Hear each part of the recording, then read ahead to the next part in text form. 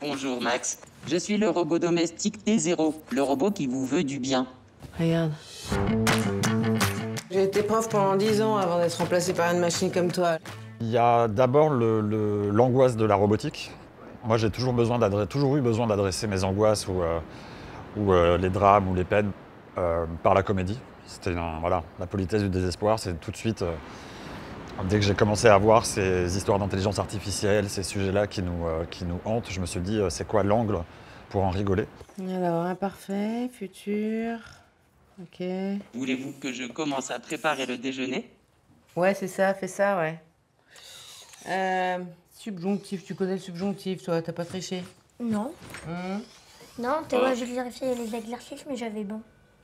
Ensuite, c'est aussi, j'ai vu des vidéos en fait beaucoup sur internet de robots qui fail, comme on dit sur internet, genre qui tombent, qui se cassent dans les laboratoires, et ça a vachement rassuré mon angoisse. Je me suis dit, alors 5 ans plus tard, c'est autre chose, mais je me suis dit, il y a un objet comique assez fascinant. Je retrouvais des poésies burlesques de Buster Keaton, de Pierre Richard, que j'avais pas vu et j'avais pas été ému et pas rigolé comme ça depuis longtemps. Et je me suis dit que j'avais envie de le représenter. Et donc c'était d'abord une envie d'une représentation rassurante des robots. Vous avez du ketchup, 3 4 et un demi-citron. Voulez-vous que je cuisine quelque chose? Tu veux faire quoi avec ça? Des 4 au ketchup et au citron. Miam. La comédie, moi je fais que ça. Je n'écris que ça, je l'écris pour les autres et maintenant je la mets en scène. C'est ma façon de voir le monde, c'est ma façon d'approcher ces sujets-là. Ouais, j'en ai besoin tous les jours. Moi, c'est important. Dans les drames perso que j'ai pu vivre, c'est en grandissant que j'étais le clown de la famille pour que tout le monde, dans les décès, dans les deuils, dans les séparations, puisse retrouver un peu de rire et de joie, ouais. Bon, après qu'on ait petit-déj, il faut qu'on aille faire des courses, voilà. Après qu'on a petit déjeuner. Pardon? Après que n'est jamais suivi du subjonctif mais de l'indicatif. On dit donc après qu'on a petit déjeuner. Bah, on dit donc... Vous étiez professeur de quelle matière? De jeu t'emmerde. J'étais agrégée, même. Faut pas dire ça, Paul. Bon, allez, mission supermarché. Go! Je pense à une citation, je sais plus qui c'était, Paul Schrader, le mec qui fait Taxi Driver, qui dit on écrit toujours des gens qu'on rêve d'être ou qu'on a peur d'être.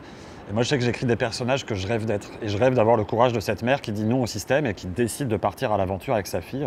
Ça me rassure de créer des personnages qui ont un courage que j'ai pas forcément, qui ont un engagement que j'ai pas forcément, parce que je me dis bon, en l'écrivant, ça me rapproche un peu plus de ces parcours-là, de ces choix de société qui sont faits. Bonjour, vous savez pourquoi je suis là? Parce que vous étiez nuls à l'école. Plus je commençais à travailler ce personnage du robot, plus il était naïf, très premier degré, très positif, même s'il est figé. Il n'a pas d'émotion, mais il dégage quelque chose de très souriant, optimiste. J'avais besoin en face d'avoir quelqu'un de très noir, de très cynique. Donc évidemment qu'elle s'est imposée pour le rôle.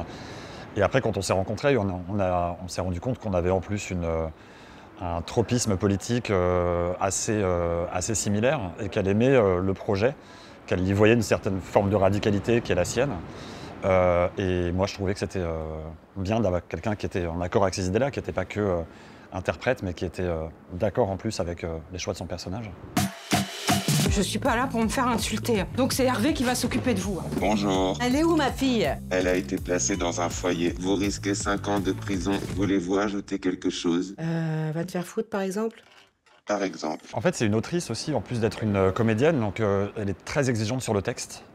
Donc elle avait des exigences aux bons endroits. Donc elle a évidemment participé à blanchiser, gardiniser le texte, je ne sais pas comment on dit, mais c'est vrai qu'elle elle a une personnalité tellement forte qu'elle a évidemment ruisselé sur tout le projet. Et après, en plateau, c'est quelqu'un qui re-questionne, qui questionne le sens des répliques, qui questionne le texte, et c'est que pour le meilleur. Enfin, tous les choix qu'elle a pu faire, même en improvisation, allaient dans le sens du personnage, et c'était des propositions qui étaient toujours très généreuses pour le film. Ouais.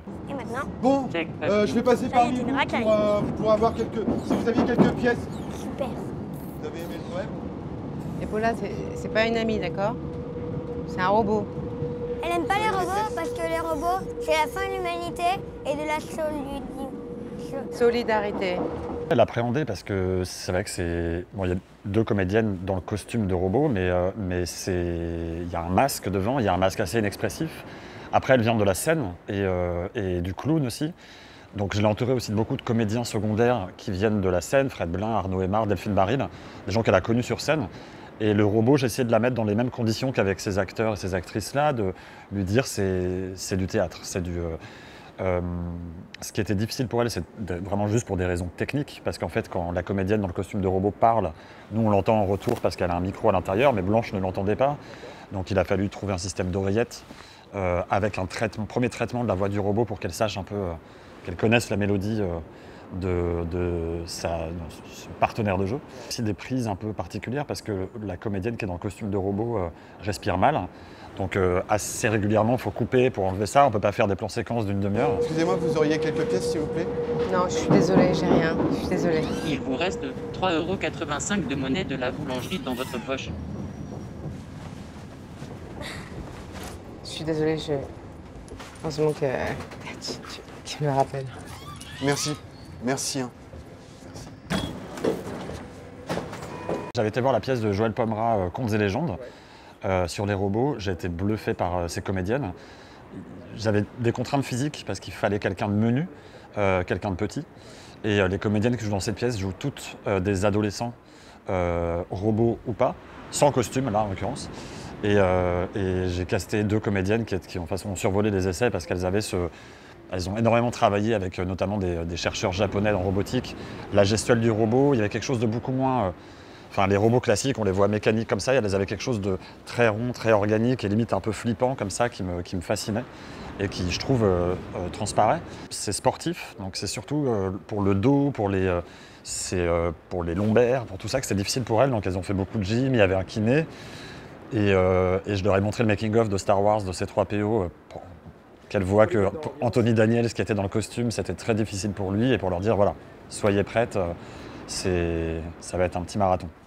Démarre. Déjà en prépa, je trouvais que le robot était réussi visuellement, et je me suis dit, à partir de là, il y a Blanche et le robot, j'ai l'impression d'avoir déjà une affiche et déjà une bande-annonce avant même de commencer à tourner. Il y avait une promesse qui était là, donc j'étais pas...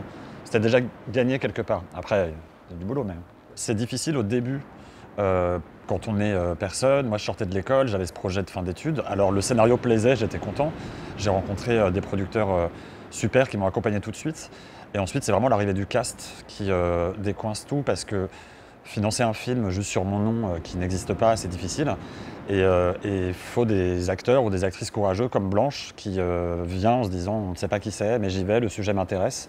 Et là, les financements arrivent beaucoup plus facilement parce que là où un scénario peut être mystérieux quand on ne connaît pas le cinéma de quelqu'un, Blanche a une empreinte tellement forte qu'on se dit tout de suite « Ah ok, on voit, c'est le genre de comédie, c'est Blanche Gardin avec un robot ». Et d'un coup, c'était identifiable pour plein de gens. Donc ça, c'est assez pratique quand on n'a pas un corps de pâte et qu'on n'a pas encore un ADN clair et lisible, que les gens se disent « Ah ok, ce serait un film avec Blanche Gardin qui est un genre ». Mais qu'est-ce que tu fous, putain? Je regarde mon rétroviseur intérieur et extérieur. Y a personne! Démarre! Il y avait des choses beaucoup plus burlesques au début autour du robot, mais en fait très vite on se retrouve avec l'impossibilité de faire chuter une comédienne dans un costume de robot parce qu'il y a des gros risques pour sa santé. Donc évidemment on réévalue plein de choses, mais non, je suis très content. Et puis surtout je ne m'attendais pas à ce que ce soit un film avec Blanche Gardin à la base, et ça l'est devenu, donc ouais, je suis très content. Il n'y a personne. Je peux y aller.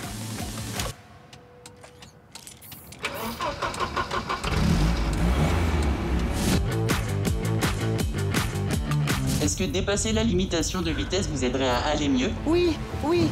Arrêtez-vous!